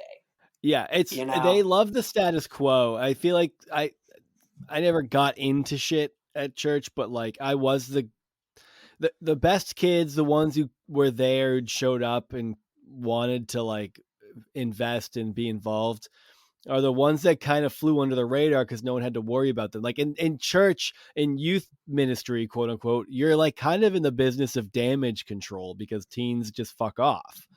And you're like, so the Yeah. ones who are good are like, you're just there and you're like, there's always that like lack of investment in them to a degree because you can rely on them to be the kids you need them to be. And it's like the ones Well, who are to out be the fucking kids up are who the ones that show you're, up, that's who you're preaching to, really. The ones who are fucking yeah. up, and that's the kids who honestly probably care. Like the other ones are the kids who say, "How can I do better this week?" Well, I can read my Bible more. It's like, well, no, you're not going to fucking do that because you're a teenager, first Yeah. of all, and Yeah. come up with a better answer, dude. Like, you know your day-to-day life. Like, everyone knows that you have a day-to-day life other than this church. So talk about that shit and like make it, I don't know. Like I got really fed up with the lack of reality in the community at a young age, where I'm like, dude, like I know all of you people have a life outside of this, and if you don't, this is fucking weird. Yeah. Yeah, it's like the protectionist like impulses those church groups is really strange, because it's like the whole idea is to reach out to young people and, you know, help instill values and things like that in them and make good choices and whatnot. But like, yeah, if all of a sudden you as a kid start talking a little too frankly about what you're going through and stuff, now all of a sudden, like, you're a liability to the other kids. I have to protect them from Yep. your influence. Yeah, And and that's it just shuts down communication. Like, and well, that's the that's same with why like purity culture and everything, you know? exactly, and that's why I went back to have a meeting with that youth pastor because I was like, fuck, I'm sorry that I might be a mark on this church that makes some parent be like, no, I can't send my kid there because that Angelo kid was there. I was like, I'm so sorry. I got to leave because I don't want that to be your issue. And like, that's insane. Like, you shouldn't, no kid should have to do that. And like, he's just I've like stone cold, like staring at me like he's just pissed off at me that I'm apologizing.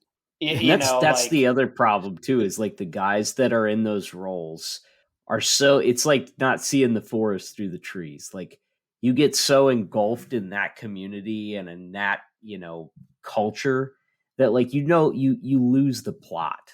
The plot of it is, you know, hey, well, ask so and so's drinking and doing all these things that we don't think are a good idea or that are dangerous. Like, let me ask him why he's doing those things, or what makes him feel like he needs to do those things. And, you know, maybe there's right, something more there. Instead, it's just like, drinking bad, we have to stop the drinking. If you don't stop the drinking, then you can't be here, because the other right. kids might do drinking, and that's And this bad. place is so much more fun than hanging out with your friends and drinking. So, I mean, weigh your options, guy. Weigh your You know who options. doesn't drink? The pedophile. Yeah.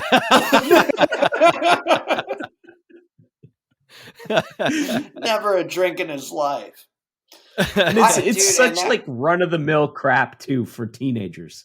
Like, that's what's it hilarious about it is, too, is dude. that like everybody's doing that stuff. So like, why are Yeah, we acting as if this is like an abomination?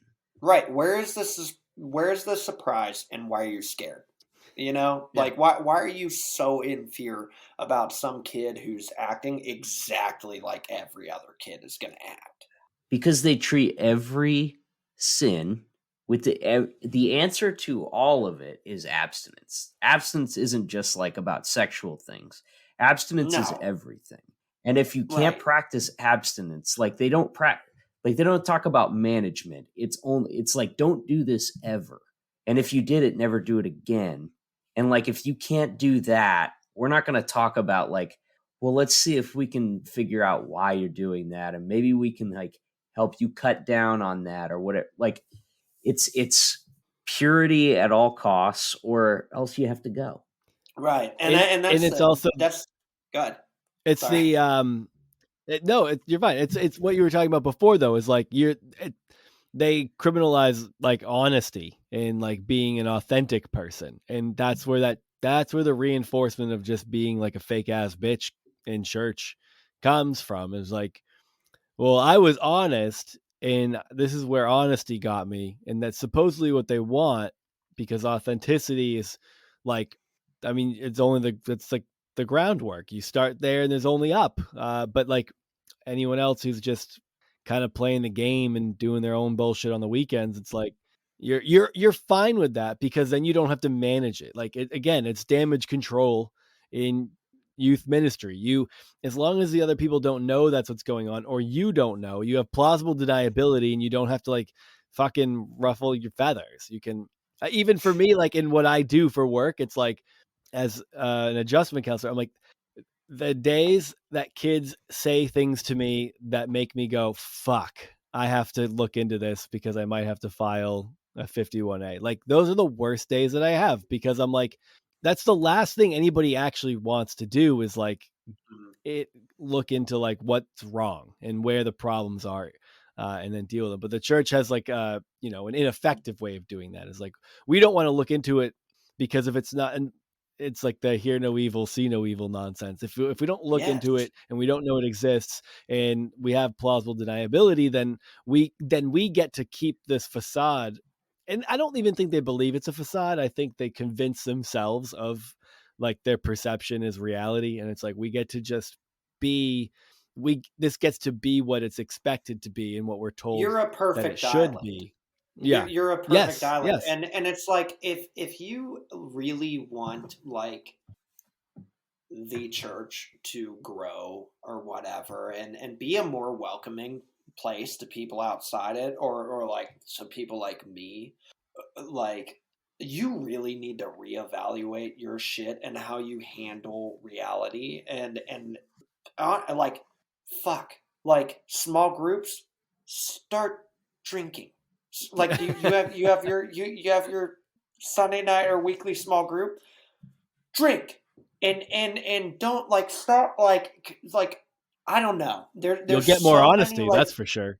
you'll get more honesty and like I don't know, there's so many like I feel like Americanized made up rules within that religion that are Yeah. detrimental to it because it's just like, well, some prude was like, well, I don't like hearing that word. And it's like, well, it doesn't say anywhere in the Bible that you can't say that word. Like, you know, like whatever, you know what I mean? Where I'm like after a while, I realized like, I'm like, there's nowhere in the Bible that says that I can't say fuck. Like, this isn't a thing. Yeah, Like, they why are default we to, well, sensitive? you need to stay away from the appearance of evil. It's like vague And so you made it platitudes the is what they're appearance of evil. Like there's so yeah. much stuff that it's like you made this what it is. You chose this to be evil. The Bible never said this. Jesus never said this. So why are we cracking down on a bunch of shit that doesn't really matter and making people feel bad, like feeling shame so much because that's the I feel like the hardest thing with like trauma of like bad situations in church is shame that is like absolutely unnecessary shame and shame that is not real like like I don't It's know. like it's manufactured. It's Yeah, like being it's manufactured. gaslighting basically. It's Right. yeah, it's It is unnecessary absolutely that. pressure. Yep. And like I there's always talk no about that in regards to like when April and I were dating. You know, that's one of the few things that like upsets me about all the like church stuff is that were you you know dating in the we church? dated for several years. Well, we were in Christian college and we were both still pretty serious about it at the time and stuff. And You like guys went to it I Liberty. mean, added all this extra pressure. What's that? Yeah, I bet. You guys went to Liberty, right? yeah, yeah. Yeah. I mean, God Casey bless you. cut his right hand off after he grabbed his wife, No, then girlfriend's boob. And he I, had I, to. I bet. Yeah, Did. I saw it's not This there. is a prosthetic made of baloney. Yeah. But Yeah, dude, I don't know, man. It's I think and you know like that's a sickness that's at the core of why so many people have left it, I think at this point because I think that idea like those that facade that I was operating under, you know, pretending to be what I thought I was supposed to be and stuff is at the core of why I never felt like at home there or why I never felt like I was getting the same thing out of it as everybody else around me is because, you know, nobody was really being super honest about where they were at and what they were feeling and stuff. So you just feel like everybody around you is doing well and like getting all of this stuff out of their experience there and you're kind of meanwhile, like you're not an growing. You're imposter. just stagnant. Yeah, yeah. You're a stagnant imposter, and it's like, I. That's the thing. You start. I feel like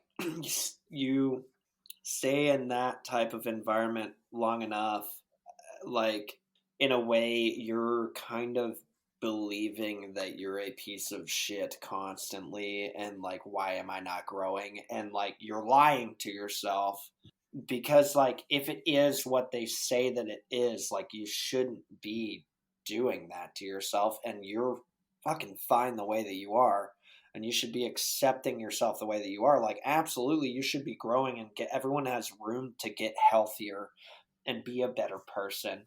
It's not an excuse to stop growing, but like shit, like just the amount of shame that type of current environment and like American evangelicalism puts on you is wild and very it's debilitating at times, especially Yeah. for kids, for kids who don't understand like how normal it is to act a certain way in everyday life because you're getting shit on in high school. You're like, and you think like, well, all those people suck. They don't know God, whatever. Like, I don't know. You're like, you're living in a very unrealistic world, and nobody is telling you like, hey, it's not really like that. And even what like, if you're believing this, like, uh, you're fine. You're fine the way that you are, and you like. I feel like it breeds a lot of anger, and like anger leads Mhm. to hatred, and like it's it's tough. I think that like the way that the church goes right now, it's you need a little bit of It's a sinking revamp. ship. It's a Yeah, sinking ship. I mean, like I don't even. it sucks to I say because there's agree. people that I love who are in it. There's people that I love Yeah. that are in it, but it's sinking because it's cutting off its nose to spite its face. You know? Yeah, I would love for it to find a healthy way of existence. I don't know that evangelicalism uh, has that luxury anymore. I think there's too many people doubling down on the stuff that's causing people to leave. It's Yeah, hard to imagine it surviving. I mean, I shouldn't say surviving. There's always gonna be people part of it, and it's always gonna exist. But um, surviving in the sense of like in a the way positive that it, way of changing the world in a positive way. Like yeah, I don't as a know. power structure, I'm hoping it Yeah, diminishes at least. I would love to see it diminish as a power structure. Um, but I don't know. We'll see. I guess I know I want two things I want to touch on before, so we have time for is kind of where you're at now, and then I want to jump into talking about kind of what's going on with Mighty and your music and stuff like that. So do you have do you have a formulated idea of where you're at, or are you kind of just like figuring out as you go? Where are you at now, man? spiritually. Yeah, what do you think about? I mean, it's hard. It's easy to like look back and be like, "Oh, this is I." You can see all like the clear wrongdoings, but as far as like beliefs and Oh what yeah, you when consider to be truth, you spend an hour, talking about the bad stuff, uh, you can get into it. Hey, but Way down you yonder. know, I feel like I've found myself in a spiritual existence that I've I've been able to leave all my shame that was there for whatever reason, whether it was put on me by somebody else or I put it on myself because of my ignorance of what uh, the beauty of life was. I feel like that I've left that, and I'm a much more generally happy and accepting and caring person. Um, when I stopped worrying about what is what's the general community of people that I was raised around saying. And I live in a way that's more more of how do I love my neighbor, hmm you know, like which I obviously was not seeing, and I searched for that again and again, and it's like, man, I'm not gonna find it in this community, and you go and find other communities of people who don't need to talk about any of that stuff, and they're really different, and they might be some people who the church doesn't like generally, and and it's like, but damn, these people are really nice, and there's not a mean bone in their body, and damn, it turns out they're more Christ-like than half the people that I left behind, and so whatever they're on, I want some of that because I feel Yeah. like my soul is a little bit more healthy. Just I don't know, man. I feel like there's an obvious formula to life where you can just be like, you don't have to say shit to people. You don't have to judge people. You can just watch quietly until somebody's hurting somebody, and that's your cue to step in whether you want to or not. But otherwise, man, like don't don't fuck with people. It's Don't shame people. Don't like let people live. Like living in America, everyone loves freedom. Like all the patriots love freedom, but holy fuck, like stop like and stop bashing people who want to just live their life in a different way that you might not understand. yeah, it I feel seems like simple that's more enough, and it Christ-like seems if like you want to put it in. I'm sorry. It's if you yeah, want to no, put it you're under good, that man. umbrella, it's more Christ-like to do that. Yeah, it's like you could see what's. It's like you're told one thing in evangelical Christianity about what everybody needs and what's best for them, but then like you see the negative results of that down the road and the way that it hurts people. And then they go, well, that hurts them because they didn't just fall in line and accept what we told them was true. And you're like, but it's not, that's not working. You're not seeing Why that didn't you as just true. love You're them? not experiencing that.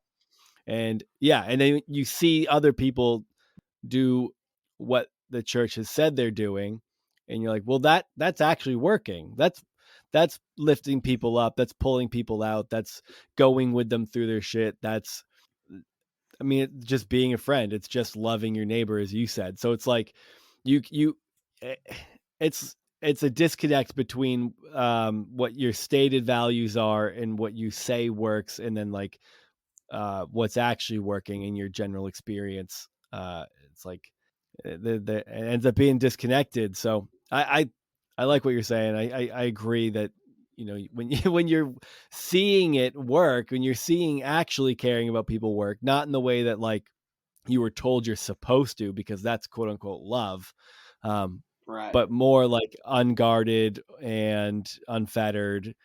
It just being there. It's like it makes me think of what you're talking about with like all these stories of your youth group, where it's like evangelical Christianity has lost the ability to just be like, just go alongside people without the need to butt in a way. Like Exactly. if someone's like, for example, my dad's an alcoholic, and he's been sober for a while, but he went through years of being an absolute disaster. And what was not helpful and what's never been helpful is people pointing that out, because he knows he's ruining his life and his family and his relationships. And he feels bad about that. And that makes him that makes him hate himself more. And that makes him drink more. Like, you don't need that constant reminder to stop drinking.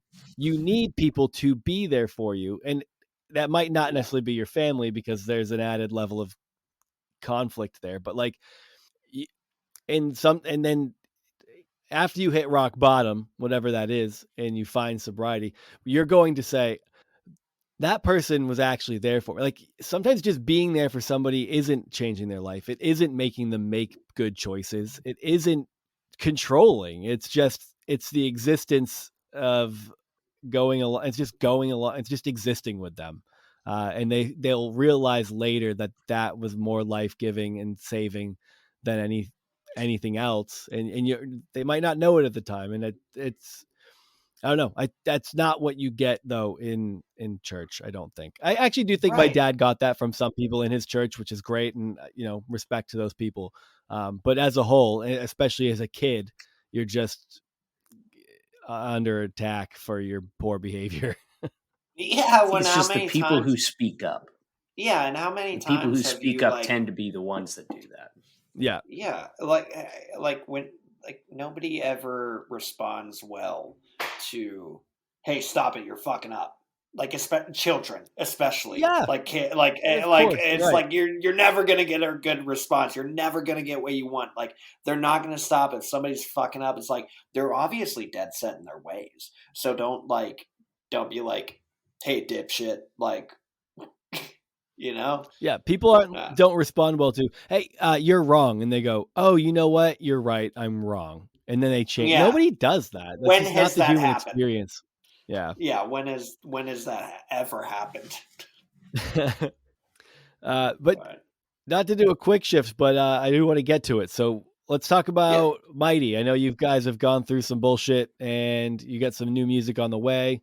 Why don't you kind of just give us give the listeners where things are at with what you guys got going on right now? Yeah, the bullshit could take another episode, but I won't go through that. We ended up recording a record. Well, actually, at this point, 2 to maybe 3 records on our own. My own. This one that's coming out is with the drummer at my house. We just recorded it, and we're putting it out independently. We recently got dropped from a label before we even got to release anything. And so we're just like, whatever, it's been too long since we've released anything, and we've been an active band still. So it's all the stuff's coming out. Like, we're doing singles monthly every second Friday of the month. And so at September 1st, we're releasing a record. And this is actually the first time I'm actually saying any of that publicly. Otherwise, people don't know. I don't know.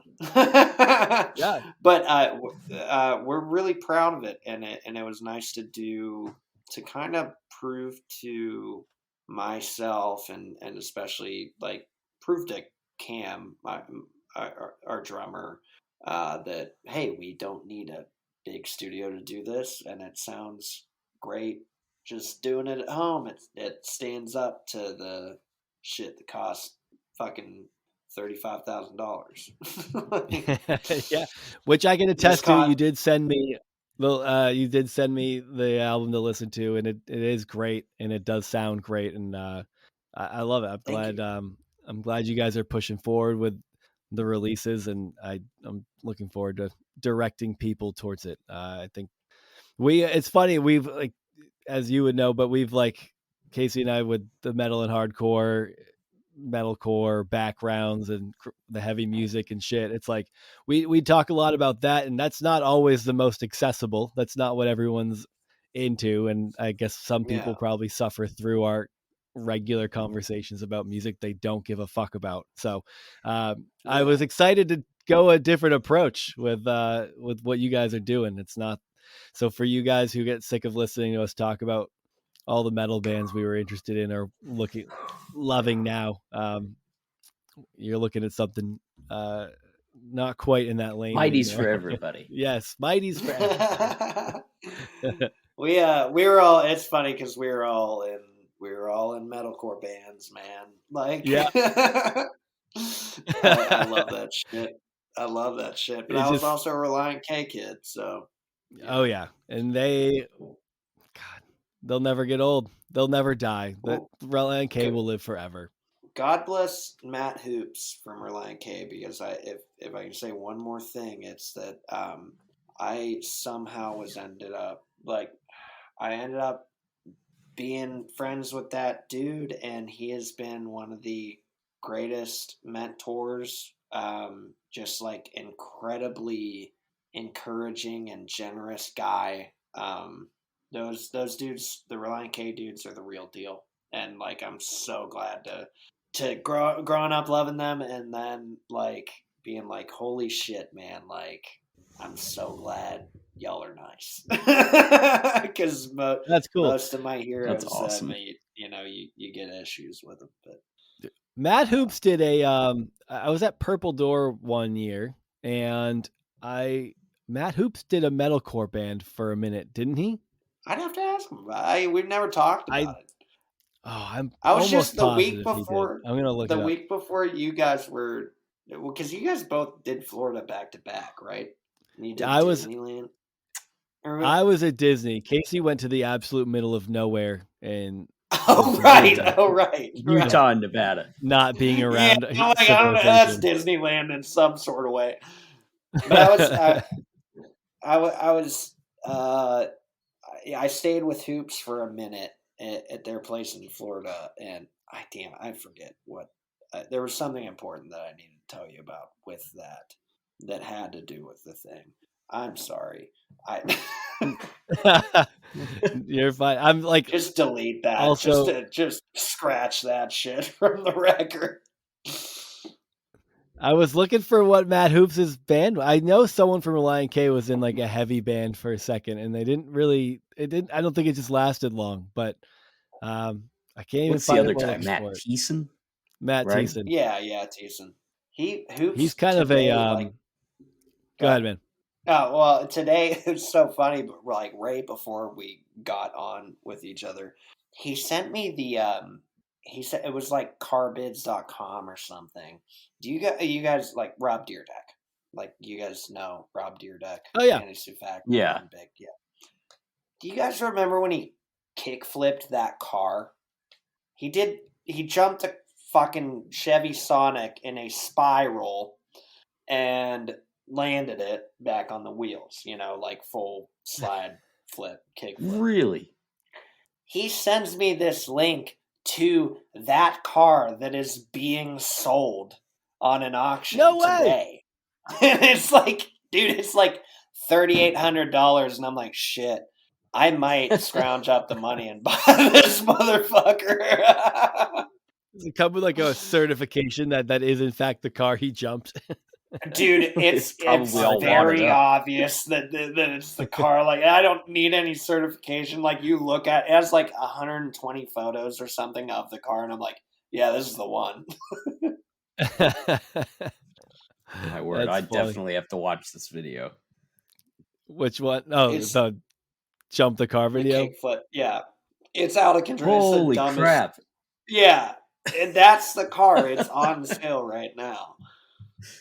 That is awesome. But yeah, that's it. That's a good note to end on. Everyone go watch that video too, and you'll be impressed. We're just watching videos, like people. It's like great for podcasting when you just all sit here and watch a video together. It's always my favorite part of any. It's always my favorite part of any podcast I listen to, where I'm like, oh, cool, they're watching another YouTube video. Yeah. Yeah. But, man, it was great talking to you, dude. Thanks so much for joining us. This is fun. Thanks for hanging out in our Discord too. It's been fun talking to you there, getting to know you a little bit before we jumped on here. Yeah, I thank you so much for having me. I'm a big I would say that I'm a big fan of the podcast. It brings me joy. Thank you. Well, thanks. Yeah. I'm excited. We'll be sharing your songs as they're released too. I'm excited to share them with people. I'm glad you guys are putting it out there. And you gonna tour at all? Yeah. Do you have plans to like hit the road anytime soon, or what are you thinking? If it's even been talked about, you don't have to. Not to put you on the spot with that. We are going to, but something I've been thinking about is like right after the record gets dropped on September 1st, me and my fiance get married the week after that, and then we're leaving for the rest of that month, for the rest of September, and then so sadly we won't have a right after the record gets released tour, but yeah, we'll be out. We got management and all that, so I'm sure that we'll be pumping some shit up, and we love playing live, and we're I don't think we're too bad at it, so we'll probably be around you guys sometime soon. Yeah, dude, I'll be keeping an eye out. I'd love it if you come out this way. I'd love to get together. Yeah. Well, I'll let y'all know, because it's Michigan and what? Massachusetts. No, Massachusetts. Yeah. I'm in Kansas. That was holy shit. The last time I was in Kansas on tour, it was like 13 below. It was the venue had no heat. Also, Oh God, it was a theater. I forget what theater awful. it was. We were touring with Saves the Day, and they had no fucking heat. God. But yeah, we don't need to. Yeah, I'm sorry. Love you guys. Thank you so much for having me on. Yeah, man, it was great. Absolutely. Well, thanks everybody for listening. and we will see you next time.